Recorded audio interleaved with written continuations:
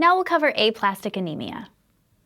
Aplastic anemia is where the stem cells in the bone marrow are suppressed. The bone marrow normally makes the blood cells, including the platelets, the red blood cells, and the white blood cells. But here in the setting of aplastic anemia, this process is disrupted and the bone marrow goes into failure.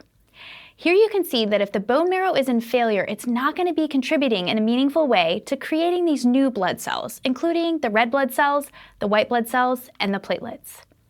The patient will develop a pancytopenia, which means it's a decrease in all of the cell types. Remember, pan means all, cyto means cell, and penia means low, so all cells are low. The patient will have a normocytic, normochromic anemia, which means the cells are the right size and they have the right amount of hemoglobin. There just aren't enough in total. The bone marrow is going to slow the development of these new blood cells, and it's going to become aplastic or empty, or hypoplastic, where it just has a few cells. There are multiple causes of aplastic anemia. This can be a sudden onset or a slow development. It can be mild or severe, and it can lead to serious medical conditions, and it can even be life-threatening. First, let's do an overview of the causes, and then we'll delve deeper. There are primary and secondary causes of aplastic anemia. These are the primary causes.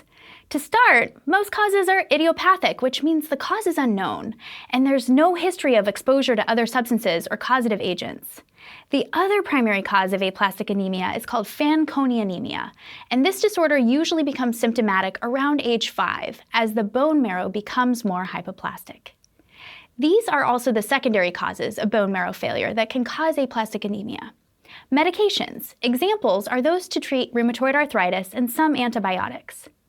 Viral infections. Viruses have been linked to the development of aplastic anemia, and these include hepatitis, the Epstein-Barr virus, cytomegalovirus, parvovirus B19, and HIV. Pregnancy. Aplastic anemia can occur in pregnancy, and this can be related to an autoimmune problem. Your immune system can attack your bone marrow during pregnancy. Toxins, such as chemotherapy, radiation, and chemicals.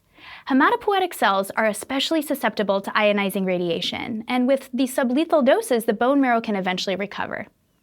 During treatments for cancer, the bone marrow's healthy stem cells are also going to be damaged, along with the targeted cancer cells. Aplastic anemia can be a temporary side effect of these treatments. In addition, exposure to toxic chemicals, such as those used in pesticides and insecticides, these can cause aplastic anemia. Exposure to benzene, an ingredient in gasoline, has also been linked. This type of anemia will resolve spontaneously if you avoid the repeated exposure to these chemicals. Here we see possible triggers for aplastic anemia, and these will result in disorders of the pluripotent stem cell and cause a decreased production in the red blood cells, white blood cells, and platelets. So idiopathic, this is the most common cause. Aplastic anemia can be acquired or inherited, although most cases are acquired. Inherited forms usually present during the first decade of life. Idiopathic causes of aplastic anemia remain a mystery, but it's believed to be an immune-mediated attack directed at these hematopoietic stem cells. Then the T cells, a type of white blood cell, is going to target the hematopoietic stem cell and will kill these cells. Finally, the lymphocytes are going to suppress the blood cell production and division in the marrow.